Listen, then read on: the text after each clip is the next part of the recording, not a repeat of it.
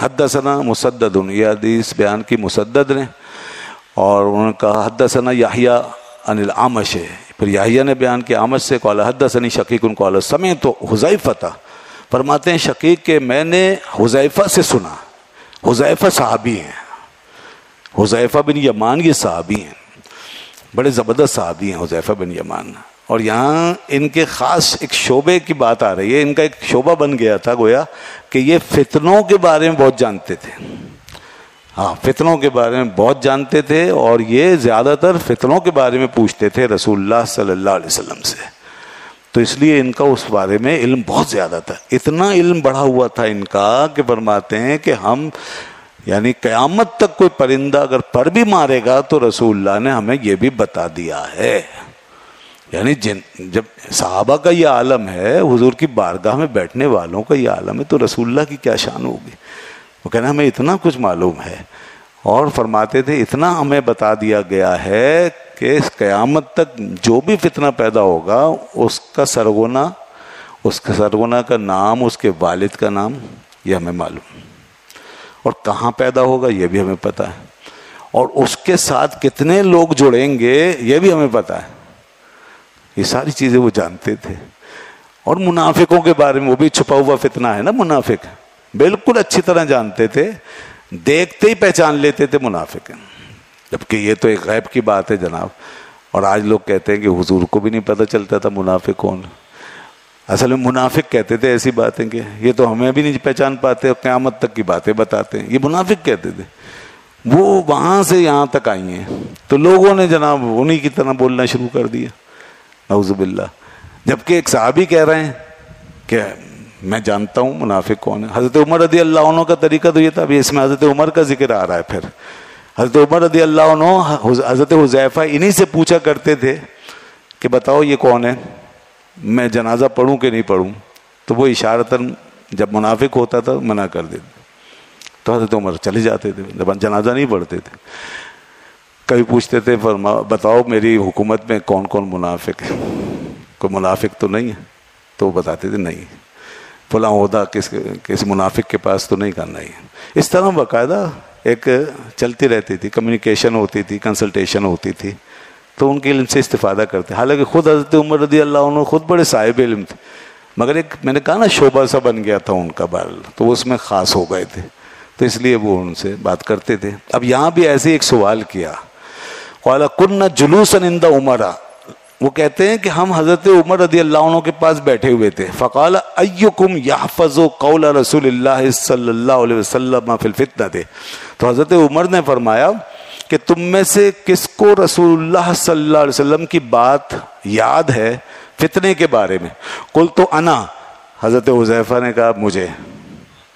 وہی حذیفہ کہنے لگے مجھے یاد ہے، انا کما قالہ، ویسے ہی جیسے حضور نے فرمایا ہے، منو ان، میں بتا سکتا ہوں. دوستو ایک بات بتاؤ، اگر ان صحابہ کو ہم چھوڑ دیں تو یہ حدیثیں کہاں سے لائیں گے ہم؟ حضور کی باتیں کہاں سے ملیں گے ہم؟ کیسے نادان ہیں وہ لوگ جو آج صحابہ کے بارے میں بدگمانیاں کر رہے ہیں اور صحابہ کے ادارے کو، صحابیت کے ادارے کو مجروح کرنا چاہتے ہیں. تو دیکھیں نا، خود صحابہ سے حضور کا حال پوچھ رہے ہیں، تو آپ اور میں کہاں سے حضور تک پہنچیں گے؟ کیونکہ ہر صحابی کو ہر وقت کی حالت نہیں معلوم. تو جس کو جتنا معلوم ہے وہ ایک دوسرے کے ساتھ کیا مشاورت کر رہا ہے، شیئر کر رہا ہے، اور وہ اس طرح ایک دوسرے سے استفادہ کر رہے ہیں. تو حضرت عمر خود پوچھ رہے ہیں کہ بتاؤ حضور نے کیا فرمایا. تو حذیفہ رضی اللہ عنہ نے کہا میں بتاتا ہوں، جیسے حضور نے فرمایا ویسے ہی میں بتاتا ہوں. قال انک علیہ او علیہ لجری، حضرت عمر رضی اللہ عنہ نے فرمایا تم اس پہ بہت جری ہو. یعنی مطلب یہ کہ بڑی احتیاط کا مقام ہے، تم حضور سے منسوب کر کے بات کرنے جا رہے ہو تو بڑی جرات کی بات ہے. یہ تنبیہ کے لیے کہا جاتا ہے تاکہ لوگ محتاط رہیں، اور رسول اللہ کی جب بات آئے حدیث کی بات تو احتیاط سے بیان کریں. جیسے حضرت عمر بن عبدالعزیز نے ان سے کہا تھا نا کہ تم جانتے بھی ہو کیا کہہ رہے ہو، اسی طرح. تو انہوں نے کہا قلت فتنۃ الرجل فی اہلہ و مالہ و ولدہ و جارہ تکفرہ الصلاۃ والصوم والصدقۃ والامر والنہی، کہ رسول اللہ صلی اللہ علیہ وسلم کا یہ فرمان ہے آدمی کے لیے فتنہ اس کے گھر والوں میں، اس کی بیوی میں ہے، اس کے مال میں ہے، اس کی اولاد میں ہے، اس کے پڑوسی میں ہے، اور پھر اس فتنے کا کفارہ ادا ہوتا ہے، یعنی مٹا دیتی ہے اس فتنے کو نماز اور روزہ اور صدقہ اور امر بالمعروف اور نہی عن المنکر. یہ کام جب آدمی کرتا ہے تو فتنہ مٹتا ہے، اور جو گناہ لاحق ہو گیا ہے اس کو وہ مٹ جاتا ہے. وہی جو اوپر باب تھا نا کفارے والی بات، وہ یہاں گئی. تو یہ انہوں نے بیان کیا کہ حضور نے یہ فرمایا. اچھا یہاں پہ دیکھیے بیوی میں فتنہ. بیوی میں فتنہ کیا ہے؟ اس کی ہر خواہش کو مانتا ہے آدمی، چاہے اچھی ہے بری ہے، اور یہاں تک کہ شریعت کے خلاف بھی کر لیتا ہے، پھر حلال حرام کا بھی فرق مٹا دیتا ہے. تو یہ بیوی کا فتنہ ہے. بیوی کی طرف اتنا مائل نہ ہو جائے انسان کے پھر دین کو ہی بھول جائے. اسی طرح مال کا فتنہ آپ جانتے ہیں کہ اسے زکوٰۃ نہ نکالے، بخل کرے، اور حلال حرام کی پرواہ نہ کرے. اولاد کا فتنہ کیا ہے؟ اولاد کی محبت میں اتنا فریفتہ ہو جائے، ایسا گرفتار ہو جائے کہ بس کسی چیز کا خیال نہ رکھے. پڑوسی کا فتنہ ہے، پڑوسی کے حقوق کا خیال نہ کرے، بس سمجھے کہ جی میں جو چاہوں کروں، چاہے پڑوسی کو اذیت ہو، کچھ بھی ہو. یہ سب بتایا. اور اس کے بعد پھر حضرت عمر نے فرمایا قال لیس ھذا اريد. حضرت عمر رضی اللہ عنہ نے کہا یہ میری مراد نہیں ہے، میں اس فتنے کی بات نہیں کر رہا. ولکن الفتنة التي تموج كما يموج البحر. فرمایا میں تو اس فتنے کی بات کر رہا ہوں جو موج کی طرح اٹھے گا، جیسے سمندر کی موج اٹھتی ہے ایسے اٹھے گا. وہ فتنے کا سیلاب جو ایک دم آئے گا بپھرتا ہوا موج کی طرح، ایک دوسرے سے ٹکرائیں گے، موج در موج فتنے نکلیں گے. وہ فتنے جو ہمارے آقا نے بیان فرمایا اس کے بارے میں بتاؤں. قال لیس علیک من عباس یا امیر المومنین. فرمانے لگے اے امیر المومنین آپ کے لیے، آپ کے اوپر اس فتنے میں کوئی حرج، کوئی نقصان نہیں ہے، آپ محفوظ ہیں. فتنے میں کی موجیں اٹھیں گی، اٹھتی رہیں، آپ کو کچھ نہیں ہوگا، آپ محفوظ ہیں. اللہ اکبر، بڑی بات ہے. یہ کیسے محفوظ لوگ تھے نا یہ. یہاں تک کہ حضرت عثمان غنی کے دور میں فتنے اٹھ گئے تھے اور ان کو شہید بھی ہونا پڑا، مگر ہمارا ایمان یہ ہے حدیث کی روشنی میں وہ بھی محفوظ گئے ہیں. ہر صحابی فتنے سے محفوظ تھا.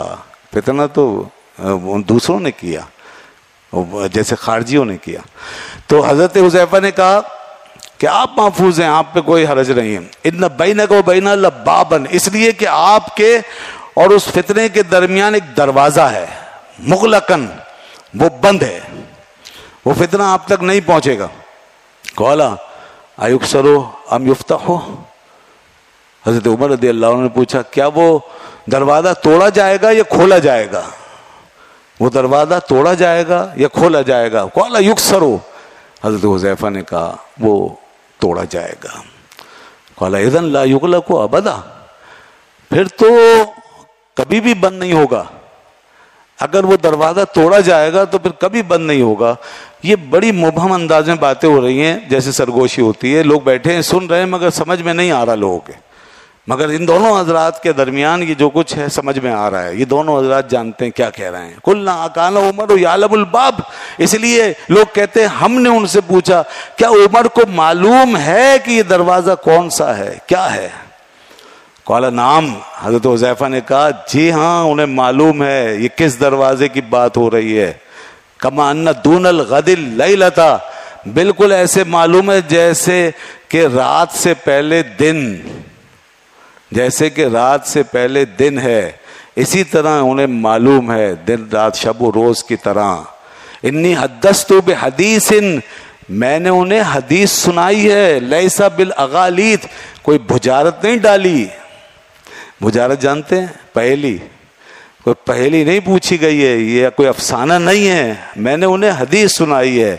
اور وہ کیسے ہو سکتا ہے کہ حدیث کا مفہوم نہ جانے؟